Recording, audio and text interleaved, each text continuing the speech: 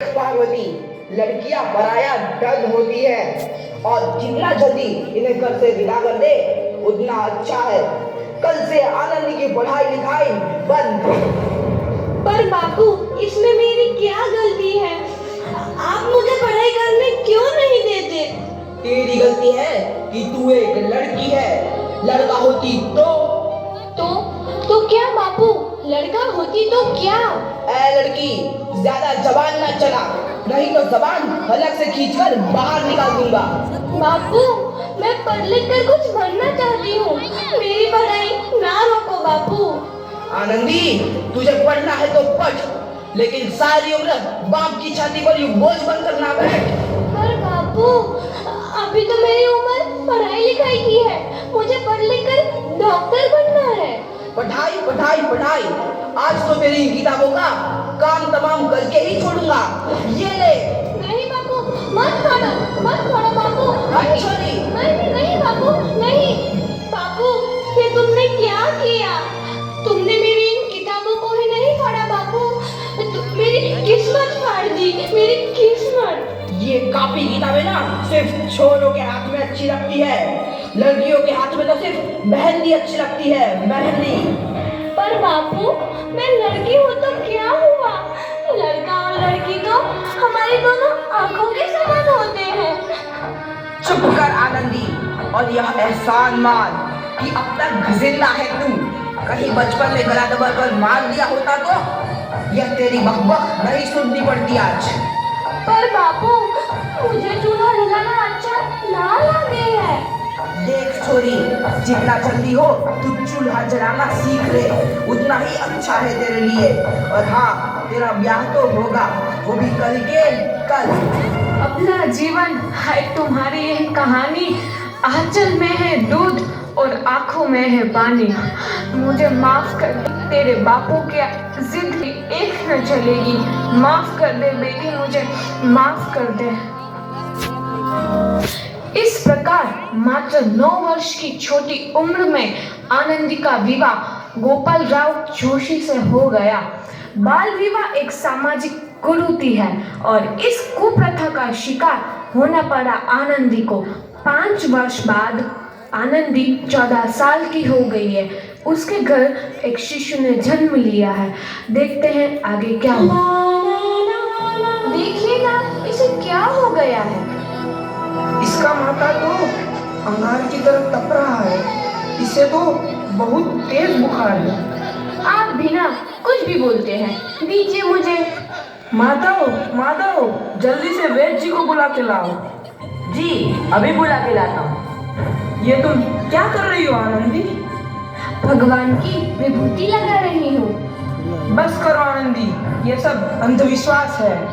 अरे आप यकीन तो कीजिए, भगवान की कृपा से इसका माथा ठंडा हो रहा है और बुखार भी उतर गया है ना बाबू? देखिए। दीजिए मुझे।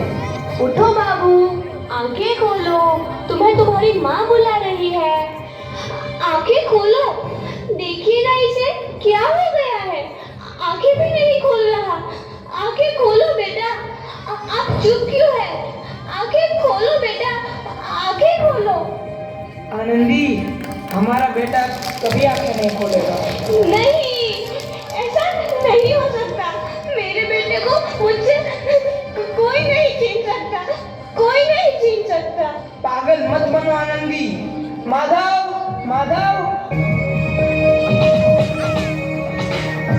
आनंदी, बंद करो ये पागलपन। भगवान ने मेरा बच्चा छीन लिया। भगवान ने नहीं, तुम्हारी अशिक्षा और अंधविश्वास ने तुम्हारा बच्चा छीना है। अगर तुम पढ़ी लिखी होती तो आज हमारा शिशु जीवित होता। तुम अनपढ़ थी आनंदी, अनपढ़। मैं पढ़ूंगी ताकि कल किसी और आनंदी को इलाज के अभाव में अपना बच्चा ना खोना पड़े। शाबाश आनंदी, और यही तुम्हारे अपराध के लिए प्रायश्चित भी है।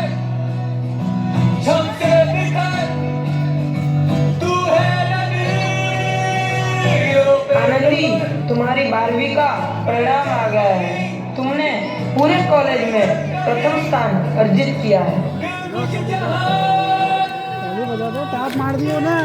आनंदी, तुम्हारी मेहनत रंग लाई है।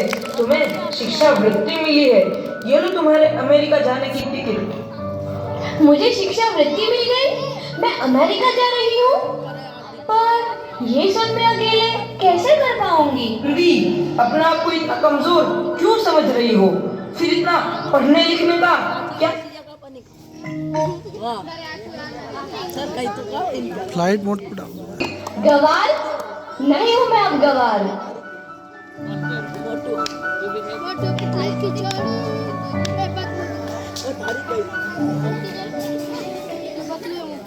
तो इस प्रकार 7 अप्रैल 1883 को आनंदी अमेरिका के पेंसिल्वेनिया के लिए रवाना हुई और 3 साल बाद उन्होंने डॉक्टर ऑफ मेडिसिन की उपाधि प्राप्त कर ली।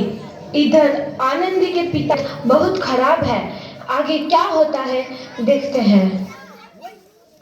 लगता है अब मेरे जाने का समय आ चुका है और मैं नहीं बचूंगा। ऐसा मत बोलो। शहर के सिटी हॉस्पिटल में अमेरिका से डिग्री लेकर कोई बड़ा डॉक्टर आया है। एक बार वहां चलकर दिखा लेते हैं। हाँ, सही बोला भैया। कम से कम दिल को तसल्ली तो मिल जाएगी। हाँ हाँ, चलो चलो जल्दी हॉस्पिटल।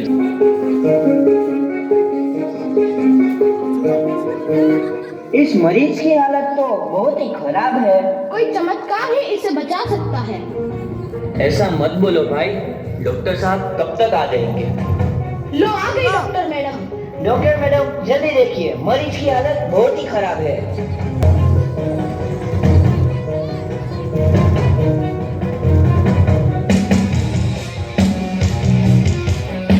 अब आप बिल्कुल ठीक हैं। मौत के मुंह से आपको बचाया है डॉक्टर मैडम ने। डॉक्टर साहब ने मुझे बचा लिया। मुझे मिलना है डॉक्टर साहब से। डॉक्टर साहब नहीं, डॉक्टर मैडम बोलो। डॉक्टर मैडम, उन्होंने ही तुम्हें जीवन दान दिया है। लो आ गई डॉक्टर मैडम, मिल लो उनसे। डॉक्टर मैडम, आपका बहुत बहुत धन्यवाद। आपने मेरी जान बचाई। इसके बदले में मैं गरीब बना आपको क्या दे सकता हूँ? वचन चाहिए मुझे कि कभी ये नहीं कहोगे कि लड़कियां कुछ नहीं कर सकती। वचन? ये कैसा वचन? अरे श्यामलाल, तुमने पहचाना नहीं? तुम्हारी बेटी आनंदी। आनंदी?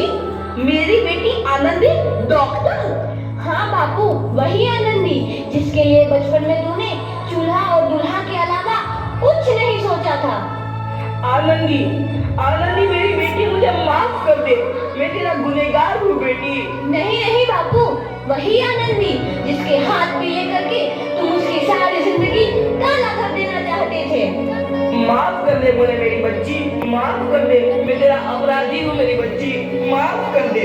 नहीं बापू, मैंने तो तेरा एहसान चुकाया है। याद है ना अपना एहसान जो बचपन में तुमने मुझ पर किया था? ताने सुना सुना कर जीते जी मार डाला था मुझको। अब बोल, और किस किस को मारेगा? आनंदी बेटी, मुझे माफ कर दे मेरी बच्ची। मैं तेरा गुनहगार हूँ।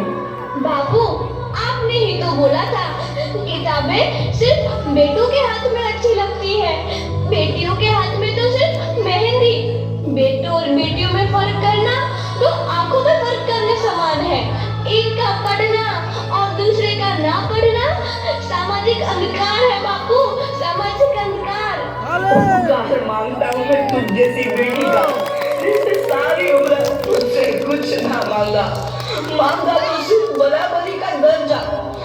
वरना सच तो यह है कि मैं तेरी माफी के लायक भी ना हूँ। और जैसा बाप तेरी बराबरी कर सके उसके मैं लायक भी ना हूँ मेरी बेटी, मैं लायक भी ना हूँ। अपने बापू को क्या माफ नहीं करोगी आनंदी? माफ कर दो आनंदी, माफ कर दो। सुबह का भूला यदि शाम को घर लौट आए तो उसे भूला नहीं कहते। बापू। तो इस प्रकार आनंदीबाई जोशी ने अपनी मेहनत और अटूट इरादे से न केवल भारत की पहली महिला डॉक्टर बनी, बल्कि आगे चल के उन लड़कियों के लिए सुनहरा रास्ता दिखा गई जो जीवन में कुछ करना चाहती थी।